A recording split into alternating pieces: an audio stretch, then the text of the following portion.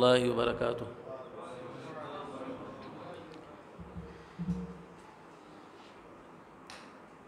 الحمد للہ رب العالمین والعاقبۃ للمتقین والصلاة والسلام علی سید الانبیاء والمرسلین نبینا محمد وعلی آلہ وصحبہ اجمعین ومن تبعهم بإحسان إلى يوم الدين وبعد۔ قال الله تبارك وتعالى في كلامه المجيد بعد أعوذ بالله من الشيطان الرجيم واذكروا نعمة الله عليكم إذ كنتم أعداء فألف بين قلوبكم فأصبحتم بنعمته إخوانا۔ عزیز بھائیوں، قابل احترام بزرگوں، اللہ مالک الملک احکم الحاکمین کے ہمارے اوپر بہت سارے احسانات، اس کی بہت ساری عنایتیں، نوازشیں اور نعمتیں ہمارے اوپر ہیں۔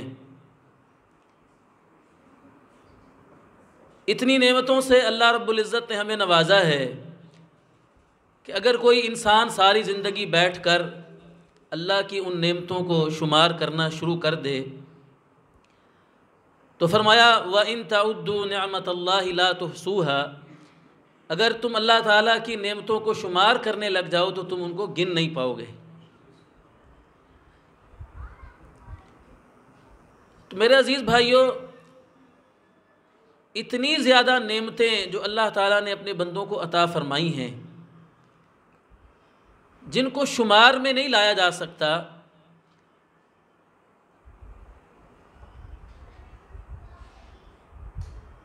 تو اللہ رب العزت نے اپنے آخری کلام قرآن مجید میں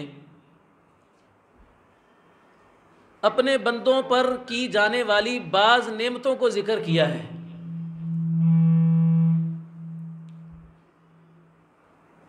یقینی سی بات ہے کہ وہ نعمتیں اللہ کی نعمتوں میں سے بڑی ہی اہم نعمتیں ہیں کہ جن کا ذکر اللہ تعالیٰ اپنی کتاب میں کر کے اپنے بندوں کو جتلا رہا ہے کہ میرے بندوں، میں نے تمہیں فلاں نعمت بھی دی ہے، فلاں نعمت بھی دی ہے، فلاں نعمت بھی دی ہے۔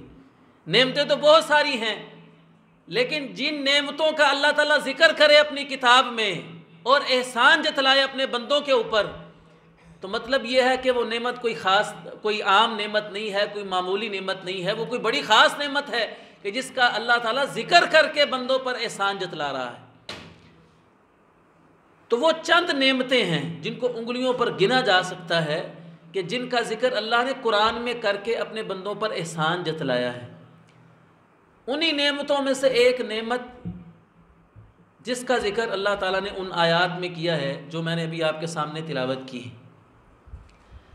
اللہ رب العزت فرماتے ہیں وَاذْكُرُوا نِعْمَةَ اللَّهِ عَلَيْكُمْ، میرے بندو میری اس نعمت کو یاد کرو جو میں نے تمہیں عطا فرمائی ہے۔ پروردگارہ وہ کون سی نعمت ہے جو تو نے ہمیں عطا فرمائی ہے؟ تو نے تو بے شمار لاتعداد نعمتوں سے ہمیں نوازا ہے۔ یا اللہ کس نعمت کا تو ذکر کرنے لگا ہے؟ وَاذْكُرُوا نِعْمَةَ اللَّهِ عَلَيْكُمْ، میرے بندو میری اس نعمت کو یاد کرو۔ یا اللہ کون سی نعمت؟ اِذْ كُنْتُمْ أَعْدَاءً فَأَلَّفَ بَيْنَ قُلُوبِكُمْ، جب تم میرے بندو تم دشمن تھے ایک دوسرے کے خون کے پیاسے تھے، ایک دوسرے کے جانی دشمن تھے۔ فَأَلَّفَ بَيْنَ قُلُوبِكُمْ، تو اللہ تعالیٰ نے تمہارے دلوں کے درمیان الفت پیدا کر دی، اللہ تعالیٰ نے تمہارے دلوں کے درمیان محبت پیدا کر دی۔ فَأَصْبَحْتُمْ بِنِعْمَتِهِ إِخْوَانًا، اور اللہ تعالیٰ کی نعمت اور اس کی عنایت کے ساتھ تم آپس میں ایک دوسرے کے بھائی بن گئے۔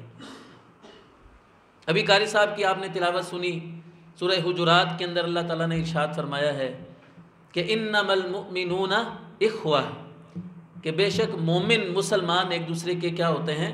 بھائی ہوتے ہیں۔ تو میرے محترم بھائیوں، آپ اللہ تعالیٰ کے انداز پر غور فرمائیے کہ مسلمانوں کی جو آپس کی محبت ہے اللہ تعالیٰ نے اس کو ایک بہت بڑی نعمت قرار دیا ہے، اور خاص طور پر حکم دیا ہے کہ میرے بندو اس نعمت کو ہمیشہ یاد رکھنا ہے جو میں نے تمہیں عطا فرمائی ہے، کہ تم ایک دوسرے کی جان کے دشمن تھے، ایک دوسرے کے خون کے پیاسے تھے، تو میں نے تمہیں مسلمان بنا کر ایک دوسرے کے تمہارے دلوں کے اندر محبت پیدا فرما دی۔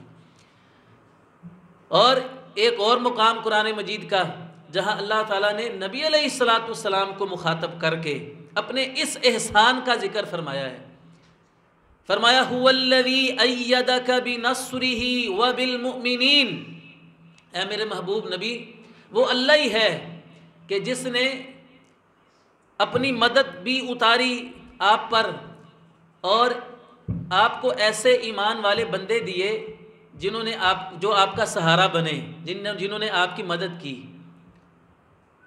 اپنی مدد بھی عطا کی اللہ نے آسمانوں سے، اور زمین پر اللہ تعالیٰ نے آپ کو صحابہ کرام رضوان اللہ علیہم جیسے اجمعین جیسے جان نثار بھی عطا کیے، اللہ تعالیٰ نے ان کے ذریعے بھی آپ کی مدد کی۔ اور فرمایا وَأَلَّفَ بَيْنَ قُلُوبِهِمْ، اور اللہ تعالیٰ نے آپ کے جو جانثار ساتھی تھے ان کے دلوں میں محبت پیدا کر دی، ان کے دلوں کو آپس میں جوڑ دیا۔ فرمایا لَوْ أَنفَقْتَ مَا فِي الْأَرْضِ جَمِيعًا مَا أَلَّفْتَ بَيْنَ قُلُوبِهِمْ وَلَكِنَّ اللَّهَ أَلَّفَ بَيْنَ قُلُوبِهِمْ، اے میرے محبوب اگر آپ دنیا کی ساری دولت بھی ان پر خرچ کر دیتے تو آپ ان کے دلوں کو ملا نہیں سکتے تھے، کیونکہ ان کے دلوں میں دوریاں اتنی زیادہ تھیں، ان میں جھگڑے اور لڑائیاں اور جنگیں، جو نسلوں کی نسلیں جو ہے نا ان کی جنگیں ختم نہیں ہوتی تھی۔ اے میرے محبوب اگر آپ ساری دنیا کا مال بھی ان پر لٹا دیتے تو آپ ان کے دلوں میں الفت پیدا نہیں کر سکتے تھے، اللہ نے ان کے درمیان الفت پیدا کی ہے۔ تو میرے محترم بھائیوں آپ غور تو کریں کہ مسلمانوں کی آپس میں الفت، آپس میں محبت، آپس میں دلوں کا جڑ جانا، آپس کا پیار، یہ اللہ تعالیٰ کو کتنا پسند ہے کہ اللہ تعالیٰ مسلمانوں کے سامنے بھی اس نعمت کا احسان جتلا رہا ہے، اور اپنے محبوب نبی کو ذکر کر کے بھی بتا رہا ہے کہ اے محبوب میرے نبی ہم نے آپ کو یہ نعمت عطا فرمائی کہ آپ کے جو جانثار ساتھی تھے ان کو آپس میں جوڑ دیا۔ تو میرے محترم بھائیوں پتہ یہ چلتا ہے کہ مسلمانوں کی آپس میں محبت جو ہے یہ بڑی قیمتی چیز ہے۔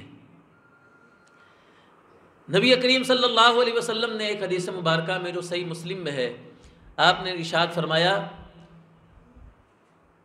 کہ لا تدخلون الجنت حتی تؤمنوا، اے میرے امتیوں تم میں سے کوئی شخص اس وقت تک جنت میں نہیں جا سکتا جب تک وہ ایمان نہ لے آئے۔ جنت میں جانے کے لیے ایمان لانا ضروری ہے، کیونکہ کافر اور مشرک کے اوپر تو اللہ نے جنت حرام کر دی نا، تو اس وقت تک جنت میں نہیں جا سکتے جب تک ایمان نہ لے آؤ۔ وَلَا تُؤْمِنُوا حَتَّى تَحَابُّوا، اور فرمایا تم اس وقت تک مومن نہیں ہو سکتے جب تک آپس میں ایک دوسرے سے محبت نہ کرنے لگ جاؤ۔ اس وقت تک مومن نہیں تم جب تک ایک دوسرے سے آپس میں محبت نہیں کرو گے۔ کیا مطلب ہے اس حدیث مبارکہ کا؟ کہ ایمان کے لیے شرط لگا دی نبی علیہ السلام نے کہ مسلمانوں ایک دوسرے سے محبت کرو گے تو تب تم مومن ہو۔ میرے محترم بھائیوں آج ذرا ہم اپنے گروبانوں میں جھانک کر تو دیکھیں کہ ہمارا کیا حساب ہے۔ ہم اللہ تعالیٰ سے معافی کے طلبگار ہیں، اللہ تعالیٰ سے بخشش مانگنے کے لیے ہاتھ اٹھاتے ہیں، لیکن ہمارے دلوں میں اتنی سختی ہے کہ ہم اپنے مسلمان بھائی کو معاف کرنے کے لیے تیار نہیں۔ اللہ کہتا ہے میرے سے معافی مانگنے آگے ہو تم میرے بندوں کو تو پہلے معاف کرو نا، پھر میرے پاس آنا معافی مانگنے کے لیے۔ تمہارے اندر دلوں میں اتنی سختی ہے کہ تم میرے بندوں کو معاف کرنے کے لیے تیار نہیں ہو، تو میرے پاس کیسے معافی مانگنے کے لیے آگے ہو؟ میرے محترم بھائیوں نبی علیہ السلام فرما رہے ہیں کہ مومن نہیں ہو سکتے جب تک تم ایک دوسرے سے محبت نہ کرنے لگ جاؤ۔ یہ محبت جو ہے، یہ الفت، یہ پیار، یہ کیسا مسلمانوں کے اندر ہوتا ہے؟ اس کی مثال صحابہ کرام رضوان اللہ علیہم اجمعین کی زندگیوں میں ہمیں ملتی ہے۔ ان کے اندر تھا پیار، ان کے اندر تھی محبت۔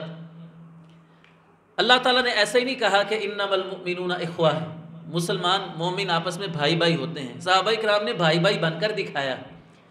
نبی علیہ السلام جب ہجرت کر کے مدینہ منورہ میں گئے تو سب کچھ مکے چھوڑ آئے۔ صحابہ کی وہاں پر جائیدادیں بھی تھیں، گھر بار بھی تھا، کاروبار بھی تھے، زمینیں بھی تھیں، سب کچھ مکے میں چھوڑ کر آ گئے خالی ہاتھ۔ تو وہاں پر ان مہاجرین کی مدد کنہوں نے کی؟ انصاریوں نے کی۔ نبی علیہ السلام نے ایک ایک انصاری صحابی کو ایک ایک مہاجر کا بھائی بنا دیا، اور انہوں نے بھائی چارے کا ایسا حق ادا کیا کہ انہوں نے کاروبار میں اپنے مہاجر بھائی کو شامل کر لیا، انصار کا بھائی بنایا، انہوں نے برابر کا شریک کر لیا اپنے کاروبار کے اندر، اور یہاں تک بھائی چارے کا ثبوت فراہم کیا کہ ایک صحابی کی اگر 2 بیویاں تھیں انصاری کی، اس نے کہا میرے مہاجر بھائی اگر آپ چاہتے ہیں تو میں ایک بیوی کو طلاق دے دیتا ہوں، آپ اس کے ساتھ نکاح کر لیں۔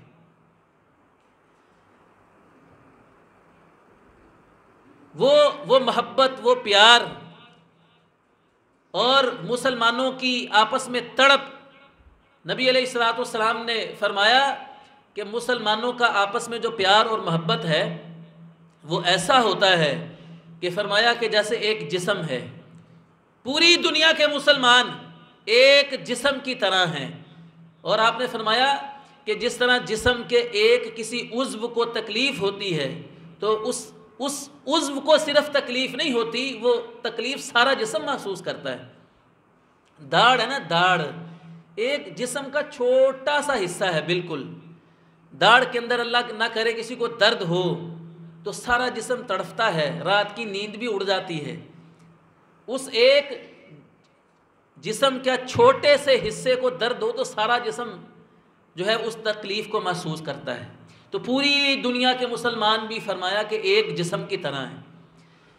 کشمیر کے اندر کسی مسلمان پر ظلم ہو تو یہاں پاکستان میں بیٹھے ہوئے مسلمان کو بھی اس کا درد محسوس ہو، یہ ہے اسلام۔ اگر کسی کو درد محسوس نہیں ہوتا تو سمجھنا چاہیے کہ ایمان کوئی نہیں۔ نبی علیہ السلام کیا فرما رہے ہیں کہ پوری دنیا کے مسلمان ایک جسم کی طرح ہیں، تو ایک عضو کو تکلیف ہوگی تو دوسرے سارے اعضاء تکلیف محسوس کریں گے۔ اگر برما میں ہونے والے مسلمانوں پہ کے ظلم کو ہمیں محسوس نہیں، نہ ہم اس درد کو کرتے، تو اللہ جانتا ہے کہ ہمارے اندر ایمان کوئی نہیں۔ ایمان ہو تو وہ درد محسوس ہو نا۔ پھر ہمسایہ بھوکا سو جائے، ہمسایہ تکلیف میں ہو اور میں مزے میں ہوں، یہ کون سا اسلام ہے؟ اسلام کہتا ہے کہ مسجد میں نماز پڑھنے کے لیے آؤ۔ آپ نے کبھی غور کیا ہے کہ نماز پڑھنے کے لیے ہم مسجد میں کیوں آتے ہیں؟ یہ نماز با جماعت، اور اللہ تعالیٰ فرماتا ہے انما یعمر مساجد اللہ من آمن باللہ والیوم الآخر۔ اللہ کے گھروں کو، ان مسجدوں کو وہ آباد کرتا ہے جو اللہ پر اور آخرت کے دن پر ایمان رکھتا ہے۔ اتنی بڑی بات کر دی نا کہ مسجد میں جو آتا ہے، نبی علیہ السلام نے اس حدیث کی وضاحت اس آیت کی وضاحت فرما دی اپنی حدیث میں کہ فرمایا جو بندہ مسجد کے ساتھ اس کا تعلق ہے، مسجد میں وہ آتا جاتا ہے، تم اس کے ایمان کی گواہی دے دو۔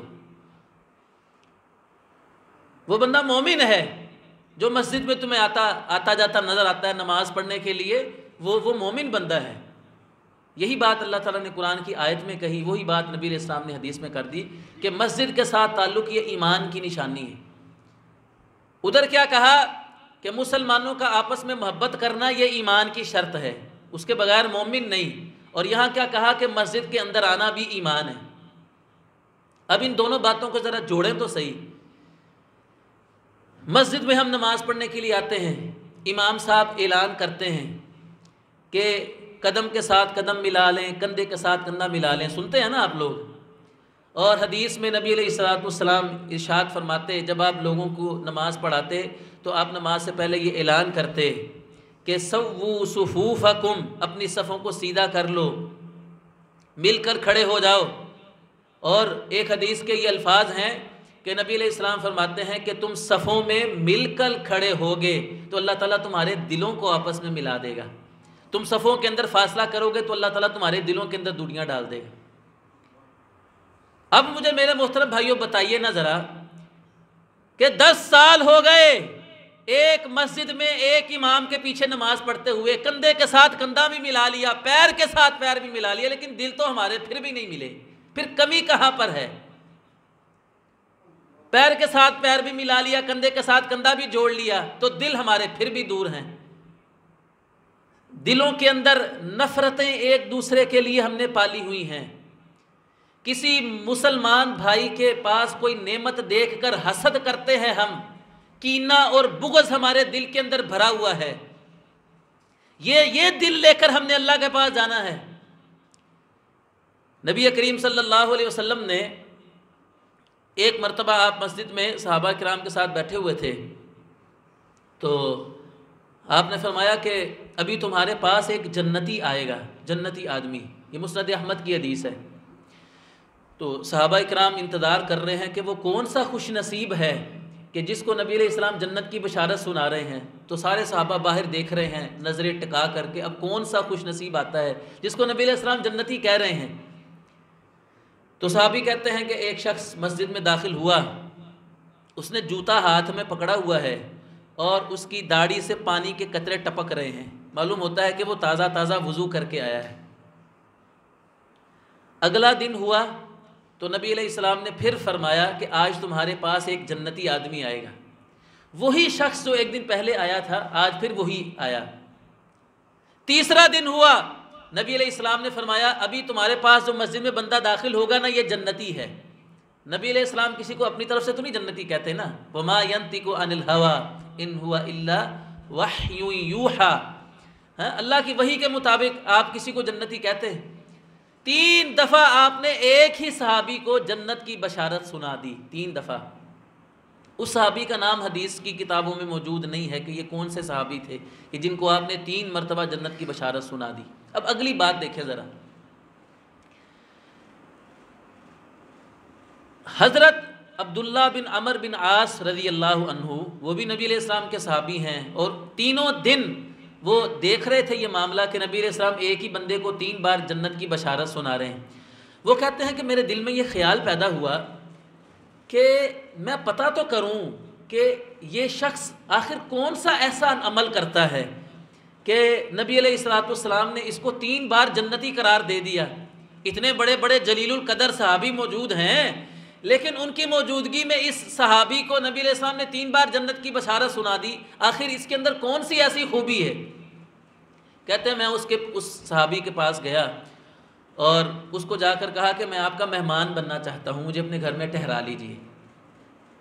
عبداللہ بن عمر کہتے ہیں میں 3 دن اور 3 راتیں اس کے ساتھ رہا، سارے دن میں مجھے اس کا کوئی خاص عمل نظر نہیں آیا۔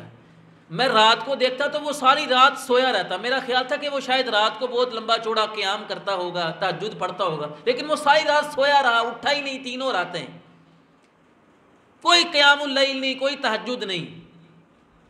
جب 3 دن اور 3 راتیں گزر گئیں اور مجھے اس کا کوئی عمل نظر نہیں آیا تو آخر تھک کر میں نے اس سے پوچھ ہی لیا کہ بھائی، حدیث کے الفاظ ہیں کہ بھائی مجھے میرے باپ نے گھر سے نہیں نکالا تھا، میں کوئی گھر والوں سے ناراض نہیں تھا، میں آپ کے پاس صرف یہ دیکھنے کے لیے آیا تھا کہ اللہ کے رسول صلی اللہ علیہ وسلم نے آپ کو 3 بار جنت کی بشارت سنائی ہے، تو میں دیکھنا چاہتا تھا کہ آپ عمل کون سا کرتے ہیں۔ تو میں 3 دن اور 3 راتیں آپ کے پاس رہا ہوں، مجھے تو کوئی عمل نظر نہیں آیا، تو آپ مجھے خود ہی بتا دیں کہ آخر کون سا آپ ایسا عمل کرتے ہیں خفیہ جو مجھے بھی نظر نہیں آیا 3 دنوں میں 3 راتوں میں۔ وہ کہتا ہے کہ پیارے بھائی جو کچھ میں کرتا ہوں نا آپ کے سامنے ہی ہے، آپ نے میری دن بھی دیکھ لی، رات بھی دیکھ لی، تو جو کچھ ہے آپ کے سامنے ہی ہے، میں کوئی خفیہ عمل تو نہیں کرتا۔ عبداللہ بن عمر کہتے ہیں کہ میں مایوس ہو گیا، جب میں جانے لگا تو اس صحابی نے مجھے روک لیا اور کہتے ہیں ہاں میری بات سنو،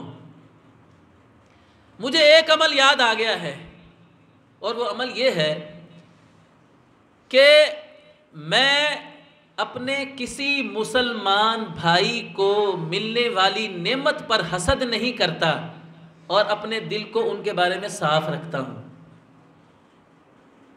حضرت عبداللہ بن عمر رضی اللہ عنہ کہتے ہیں یہی تو وہ عمل ہے، یہی تو وہ عمل ہے کہ جس کی ہمارے اندر کمی ہے۔ کیا عمل؟ جنت کی بشارت 3 بار سن لی، تہجد بھی نہیں پڑھتے تھے۔ اتنا بڑا عمل اپنے مسلمان بھائیوں کے بارے میں دلوں کو صاف رکھنا اور ان کے بارے میں حسد اور بغض نہ رکھنا، یہ نیکی تھی کہ جس کی وجہ سے اللہ کے نبی صلی اللہ علیہ وسلم نے اپنی نبوت والی زبان سے 3 بار اس کو جنت کی بشارت سنا دی۔ تو میرے محترم بھائیوں، ہم اپنے ماحول میں ذرا نظر دوڑا کر دیکھیں کہ ہمارا کیا حساب کتاب ہے۔ اللہ جانتا ہے کہ ہماری مسجدوں کے ہی ماحول ٹھیک نہیں ہے۔ ہم نے اپنے گھر بار کا اور باہر کا حساب تو بعد میں لینا ہے کہ ہم مسجدوں کے اندر بھی عجیب ہمارا رویہ ہے۔ ہمارے جو ہے نا وہ منہ سوجے ہوئے ہیں۔ نبی علیہ السلام کیا فرماتے ہیں؟ آپ فرماتے ہیں تبسمک فی وجہ اخیک لک صدقہ، فرمایا تمہارا اپنے مسلمان بھائی کو مسکرا کر مل دینا یہ صدقہ ہے۔ جو بندہ اپنے مسلمان بھائی کو ملتا ہے اور چہرے کے اوپر اسمائل لے کر آتا ہے، السلام علیکم، مسکرا کر اس کو ملتا ہے، اس کو صدقے کا ثواب ملتا ہے۔ ہمارے چہروں کے اوپر 12 بجے ہوئے ہیں، بوتھے ہمارے بنے ہوئے مسجد میں آ کر، کسی کو ہنس کر ہم دیکھنے کے لیے تیار نہیں ہے۔ اس اللہ کو راضی کرنے کے لیے ہم آئے ہیں۔ او اللہ کے بندے تو ہم سے سارے ناراض ہیں، اور مسجد کے 15-20 نمازی تو ہم سے سارے ناراض ہیں، اس کو کیسے راضی کر لو گے تم؟ اللہ کے بندوں کو تو ناراض کیا ہوا ہے، تو اللہ کو راضی کرنے کے لیے آگے ہو۔ کسی سے سلام لینے کے لیے تیار نہیں ہے، کسی سے بات کرنے کے لیے تیار نہیں ہے۔ بھائی مسجد تو اس لیے تھی کہ آ کر سارے پیار محبت کے ساتھ کوئی بیٹھو، کوئی سلام دعا کرو، کوئی ایک دوسرے کے ساتھ اپنے دکھڑے بیان کرو۔ ہاں، یہ اجتماع کس لیے تھا؟ اکٹھا ہونے کے لیے۔ گھر میں بھی نماز پڑھ ہی سکتے تھے نا، تو مسجد میں کیوں اکٹھا کیا؟ تاکہ مسلمان جمع ہوں آپس میں۔ تو یہ اتنا بڑا موقع تھا ہمارے پاس آپس میں اکٹھے ہونے کا۔ میرے محترم بھائیوں، یہ تو ماحول نے آ کر اس طرح کر دیا، ورنہ عہد رسالت کے اندر سب کچھ مسجد ہی ہوتی تھی۔ یہ تو مدرسے اب ہمارے الگ ہو گئے، ورنہ ہمارے بزرگ یہ بڑے بڑے جتنے نام لیتے ہیں وہ مسجدوں میں بیٹھ کے پڑھتے تھے۔ اب یہ بلڈنگیں بن گئی الگ، اور زمین کی بجائے جو ہے نا وہ ڈیسکوں کے اوپر بیٹھ کر اور وائٹ بورڈ کے اوپر پڑھتے ہیں، ورنہ ہمارے بڑے بڑے علماء سارے زمین پر بیٹھ کر مسجدوں کے اندر ہی پڑھتے تھے۔ اب مدرسوں کی بلڈنگیں الگ ہو گئیں۔ عدالت بھی مسجد میں ہی ہوتی تھی۔ نبی علیہ السلام مسجد میں لوگوں کے فیصلے کیا کرتے تھے۔ یہ جہادی ٹریننگ سینٹر معسکر بھی مسجد میں ہی ہوتا تھا۔ جہاد کے قافلے بھی یہاں سے ہی مسجد سے ہی روانہ ہوتے تھے، مسجد نبوی سے۔ ہاں جی، صفہ جو مدرسہ تھا نبی علیہ السلام کا، وہ بھی مسجد کے اندر ہی تھا۔ ابو ہریرہ رضی اللہ عنہ جیسے محدث وہاں سے ہی سارے پیدا ہوئے۔ سب کچھ مسجد میں ہی ہوتا تھا۔ تو اب ہم نے سب کچھ مسجد سے نکال دیا، سب کچھ مسجد سے نکال دیا، اور ہم روکھے سوکھے سے منہ لٹکائے ہوئے مسجد میں آتے ہیں اور نماز پڑھ کے یہاں سے نکل جاتے ہیں۔ تو میرے محترم بھائیو، اپنے رویوں کو تبدیل کرو، مسجد کے ساتھ اپنے تعلق کو جوڑو۔ نبی علیہ الصلوۃ والسلام نے فرمایا کہ قیامت کے دن جب سورج اتنا قریب ہوگا اور کسی چیز کا سایہ نہیں ہوگا، سورج اتنا قریب ہوگا، سایہ کس چیز کا ہونا ہے؟ تو اللہ تعالیٰ کے عرش کا صرف سایہ ہوگا۔ تو 7 قسم کے خوش نصیب وہ لوگ ہیں جن کو اللہ تعالیٰ اپنے عرش کا سایہ نصیب فرمائے گا۔ اللہ تعالیٰ ہمیں بھی ان خوش نصیبوں میں شامل کر لے۔ تو ان 7 لوگوں میں سے ایک بندہ وہ بھی ہے کہ رجل قلبہ معلق فی المساجد، وہ بندہ جس کا دل جو ہے نا وہ مسجد کے ساتھ اٹکا ہوا ہے، اس کا دل مسجد کے ساتھ اٹکا ہوا ہے۔ میرے محترم بھائیو، یہ بھی کورونا وائرس کی وجہ سے یہ لاک ڈاؤن لگا، مسجدوں کو بند کرنے کی بات آئی۔ اللہ جانتا ہے کہ جن لوگوں کا مسجد کے ساتھ دل لگا ہوا ہوتا ہے ان کو گھر میں نماز پڑھنے کا مزہ ہی نہیں آتا تھا۔ تو وہ بندہ جس کا دل مسجد کے ساتھ ایسے جڑا ہوا ہے کہ وہ ایک نماز پڑھ کے آتا ہے تو پھر انتظار کر رہا ہوتا ہے کہ کب مؤذن اذان دے گا تو کب میں مسجد میں جاؤں گا۔ اس کو تو مزہ ہی، سکون ہی زندگی کا مسجد میں جا کر آتا ہے۔ کیا ہماری بھی یہ کیفیت ہے؟ کہ ایک نماز پڑھ کے آ جائیں تو دھیان کہاں پر ہے؟ اذان کی طرف ہی دھیان ہے کہ کب دوسری اذان ہوگی تو کب میں نے نماز پڑھنے کے لیے مسجد میں جانا ہے. یہ ہے مسجد کے ساتھ دل کا اٹک جانا. ان ایسے خوش نصیب لوگوں کو اللہ تعالیٰ اپنے عرش کا سایہ نصیب فرمائے گا. ہماری بھی کیا یہ حالت ہے؟ کبھی بس پڑھ لی نماز، دل کیا، کبھی مسجد میں چلے گئے، جب دل کیا چلے گئے. کیا مسجدیں اس لیے ہیں میرے پیارے بھائیوں؟ اللہ تعالیٰ نے قرآن مجید میں بار بار نماز کو قائم کرنے کا حکم دیا ہے، نماز پڑھنے کا حکم نہیں دیا. بار بار کس چیز کا حکم دیا ہے؟ اقیم الصلاۃ الذین یقیمون الصلاۃ. جہاں بھی دیکھیں گے نا یقیمو اقامہ، ہاں سارے یہی لفظ آتے ہیں. رب اجعلنی مقیم الصلاۃ. ابراہیم علیہ السلام دعا کر رہے ہیں یا اللہ مجھے نماز کو قائم کرنے والا بنا دے. نماز کو قائم کرنے کا کیا مطلب ہے بھلا؟ نماز کو قائم کرنے کا مطلب یہ ہے کہ نماز کو با جماعت مسجد میں باقاعدگی کے ساتھ ادا کرنا. یہ نماز کو قائم کرنا ہے. جو بندہ گھر میں نماز پڑھ لیتا ہے وہ نماز کو قائم نہیں کر رہا. جو کبھی کبھی چلا جاتا ہے، ہفتے بعد جمعہ پڑھنے چلا جاتا ہے، وہ نماز کو قائم نہیں کر رہا.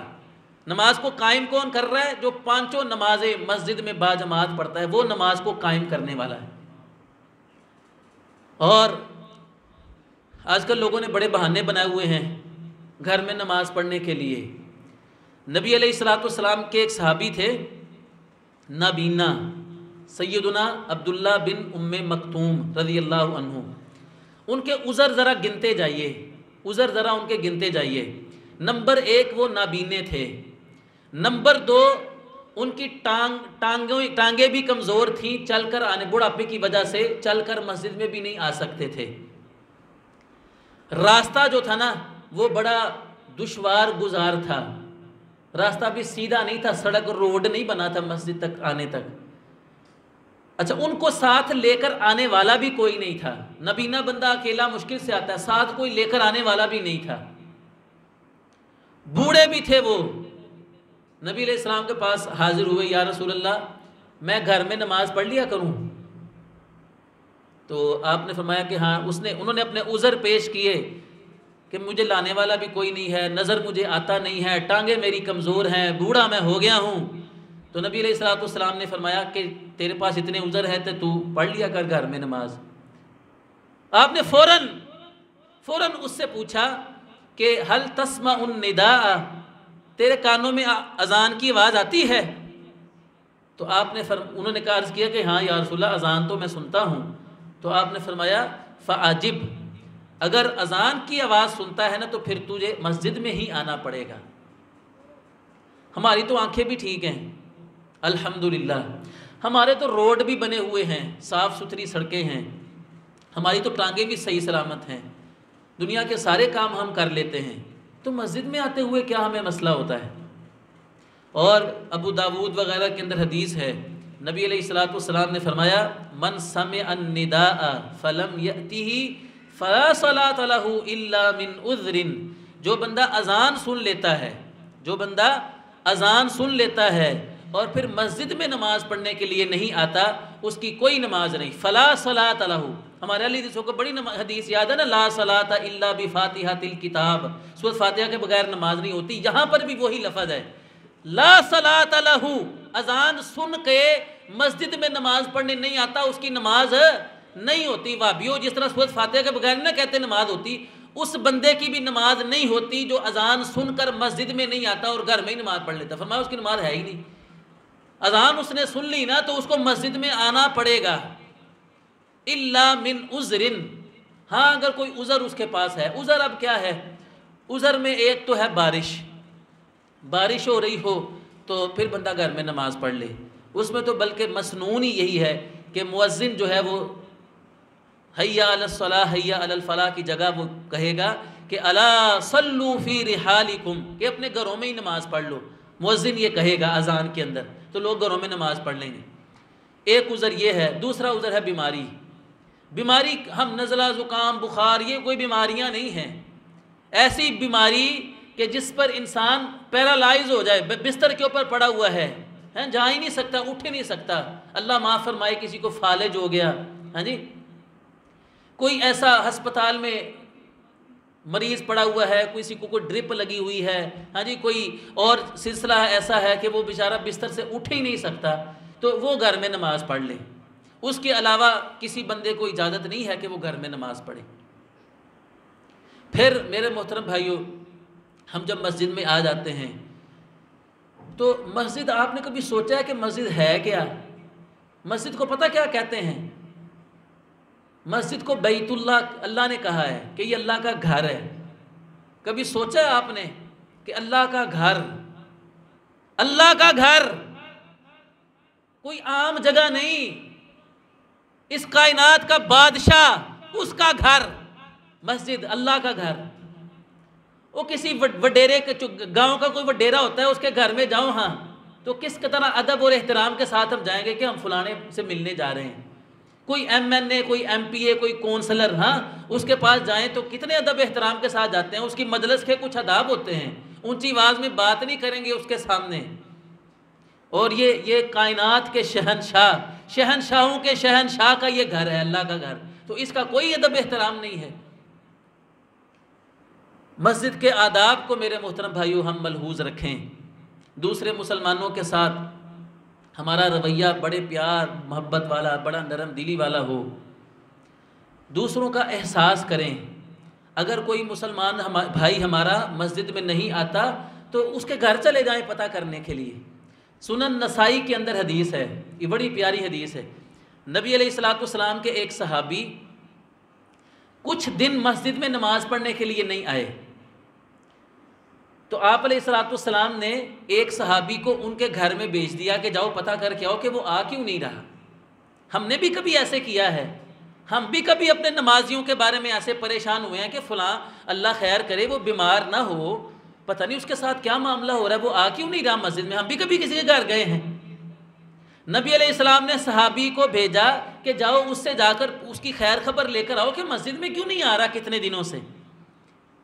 صحابی گئے اس کے پاس اور اس سے جا کر کہا کہ اللہ کے رسول آپ کو یاد فرما رہے ہیں، آپ مسجد میں کیوں نہیں آتے؟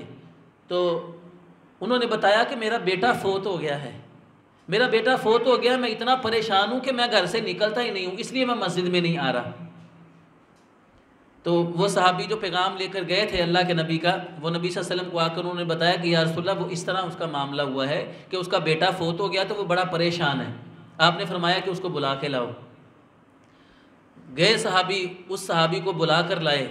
نبی علیہ السلام نے فرمایا کہ مجھے بتاؤ تمہارا بیٹا فوت ہو گیا ہے؟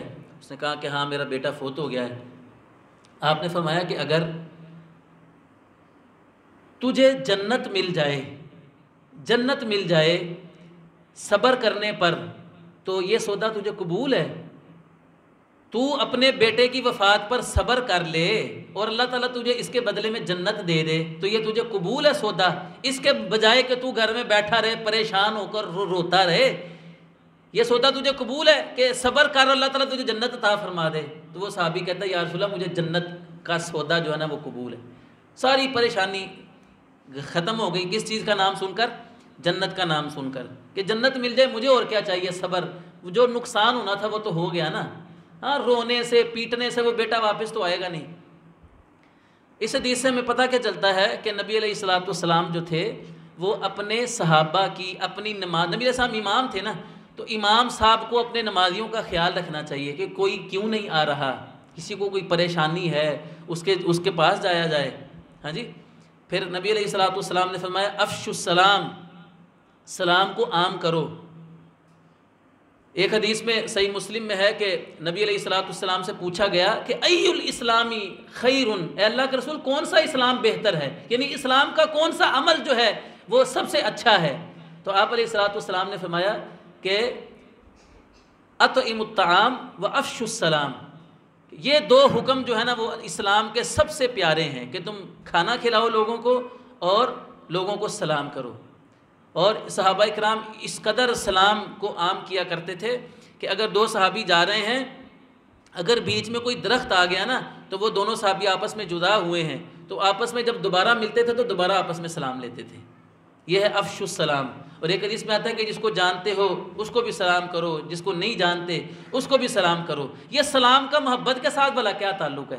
جو حدیث میں نے بالکل آغاز میں پڑھی ہے، اذان کا وقت ہو رہا ہے، جو بالکل میں نے آغاز میں حدیث پڑھی ہے، نبی علیہ الصلوۃ والسلام نے فرمایا لا تدخلون الجنت حتی تؤمنوا، تم اس وقت تک جنت میں داخل نہیں ہو سکتے جب تک تم مومن نہ ہو جاؤ، ولا تؤمنوا حتی تحابوا، اور اس وقت تک مومن نہیں ہو سکتے جب تک تم آپس میں محبت نہ کرنے لگ جاؤ۔ آگے فرمایا افلا ادلکم علی شیء اذا فعلتموہ احببتم، میں تمہیں ایک ایسی چیز نہ بتا دوں کہ اگر تم وہ کرنا شروع کر دو تو تمہارے اندر محبت پیدا ہو جائے گی؟